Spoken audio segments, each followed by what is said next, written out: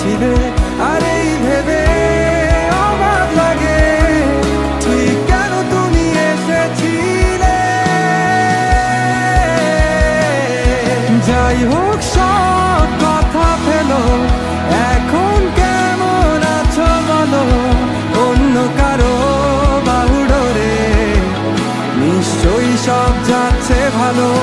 কান্না কান্না চোখ নিয়ে এখনো কি মিথ্যে বলো। কাপা স্বরে তাকেও কি মিথ্যে ভালোবাসি বলো।